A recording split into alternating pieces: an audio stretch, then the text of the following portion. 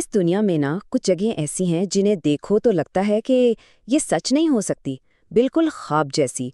तो चलिए आज हम एक ऐसे ही सफ़र पर निकलते हैं, दुनिया की 10 ऐसी मंजिलों की तरफ जहां कुदरत और इंसान दोनों ने मिलकर जादू सा बिखेर दिया है।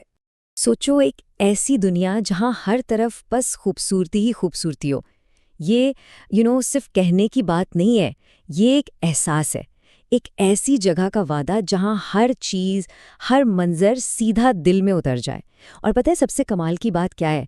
ऐसी दुनिया सच में है। तो बस हमारा सफ़र यहीं से शुरू होता है, इस एक हैरान कर देने वाले ख्याल से कि ये सब जगहें बिल्कुल असली हैं। इनकी तस्वीरें एडिटेड या फोटोशॉप नहीं हैं, लेकिन इनकी खूबसूरती है ही इतनी कमाल की कि यकीन करना मुश्किल हो जाता है। ऐसा लगता है जैसे हम कोई पेंटिंग देख रहे हों। चलिए सबसे पहले चलते हैं समंदर के नीले पानियों में, वहां छुपी हुई जन्नतों की तरफ। ये वो जजीरे हैं जहां कहते हैं वक्त ठहर सा जाता है और पीछे रह जाता है तो सिर्फ सुकून। तो हमारी पहली मंजिल है ग्रीस का मशहूर जजीरा सैंटोरिनी। यहाँ की पहचान वो सफ़ेद घर और उन पर बने नीले गुंबद जो नीचे बह रहे समंदर के रंग से बिल्कुल मेल खाते हैं। लेकिन असली जादू तो शाम को होता है, जब सूरज धीरे धीरे इन चट्टानों के पीछे डूबता है ना, तो पूरा आसमान आग के रंगों से भर जाता है।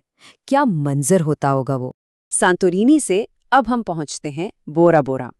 कहते हैं ये दुनिया की सबसे रोमांटिक जगहों में से एक है, और इसकी सबसे बड़ी वजह यहाँ का पानी है। इतना साफ, इतना शफाफ कि समंदर की तह में सब कुछ देख सकते हैं। रंग बिरंगी मछलियाँ, कोरल्स, सब कुछ। और पानी का रंग, ओह, वो तो नीले से हरे के न जाने कितने शेड्स में बदलता रहता है।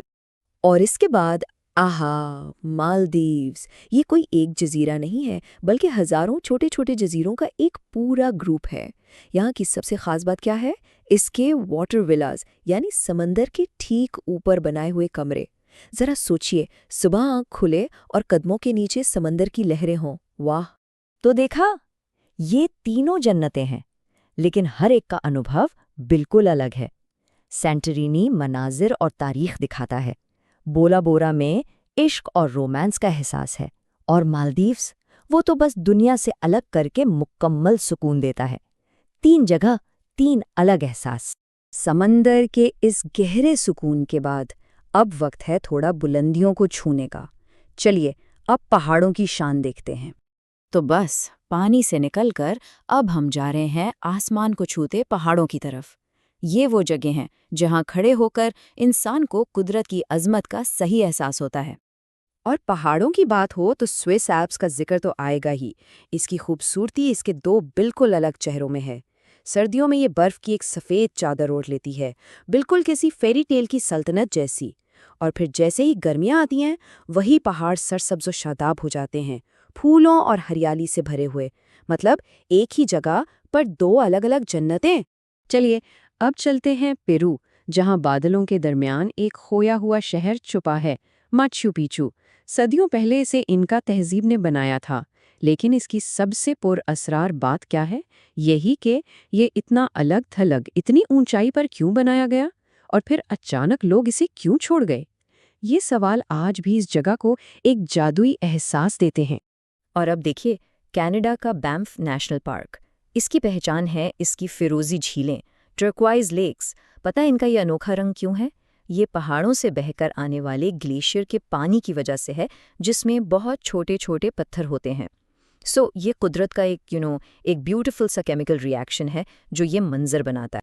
अच्छा, तो पहाड़ों से उतरकर अब उन शहरों की तरफ चलते हैं जहां इंसान की बनाई सकाफत और कुदरत की अपनी खूबसूरती एक दूसरे में घुल मिल जाती हैं और एक बिल्कुल नया मंजर बनाती हैं। अब हम पहुंचे हैं जापान के सकाफती दिल, यानी क्योटो। यहाँ के कदीम मंदिर और रिवायती गलियां ऐसे लगता है जैसे वक्त में पीछे चले गए हैं।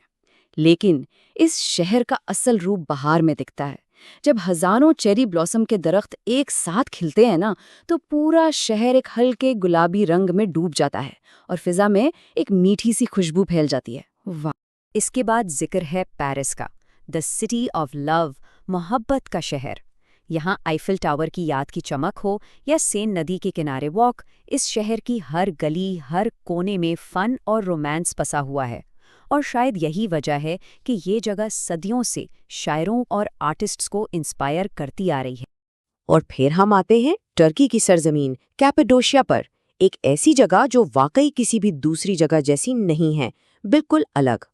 यहाँ का सबसे हसीन, सबसे यादगार मंजर सुबह के वक्त होता है, जब सैकड़ों गर्म हवा के गुब्बारे एक साथ आसमान में उठते हैं। ये मंजर बस यही इस जगह की पहचान है। ये जुमला कि ये जगह किसी और प्लानेट जैसी लगती है, ये कैपेडोकिया को बिल्कुल सही बयान करता है।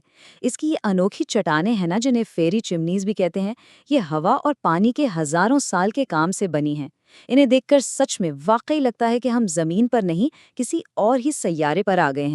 अच्छा, तो अब हम अपने इस सफ़र के इख्तिताम पर आ गए हैं और हमारी आखिरी मंजिल वो है जो ज़मीन पर रहते हुए आसमान का जादू दिखाती है। आमतौर पर रात को आसमान कैसा होता है? सितारे और अंधेरा, ठीक है। लेकिन दुनिया के कुछ हिस्सों में रात को आसमान पर कुदरत रंगों का एक पूरा शो पेश करती है। सब्ज और जामनी रंग की रोशनियां ऐसे लहराती हैं जैसे कोई पर्दा हो। ये जो फर्क है ना, यही इसकी अजमत का सबूत। लगता है जैसे आसमान जिंदा हो गया हो। वाह, ये बात इस मंजर को शायद सबसे बेहतरीन तरीके से बयान करती है। ये रोशनियां इतनी इतनी डायनामिक, इतनी जानदार होती हैं कि सच में ऐसा महसूस होता है जैसे आसमान में जान आ गई हो। तो समंदर की गहराइयों से लेकर आसमान की बुलंदियों तक हमने दुनिया के कुछ खूबसूरत तरीन कोने देखे। अब इस सफ़र के बाद थोड़ा रुककर सोचते हैं कि हमने क्या देखा और क्या महसूस किया। ये सफ़र एक छोटी सी याद दहानी है कि हमारी ये दुनिया वाकई नाकाबिले यकीन खूबसूरती से भरी हुई है। हर जगह की अपनी एक अलग कहानी है, अपनी एक अलग रूह है, और वो बस इस इंतज़ार में है कि कोई उसे आके एक्सप्लोर करे। तो आखिर में सवाल बस यही रह जाता है, इन तमाम ख्वाब जैसी जगहों में से वो कौन सी एक मंजिल है जिसने दिल को सबसे ज़्यादा छुआ? क्या पता अगला सफ़र वहीं का हो।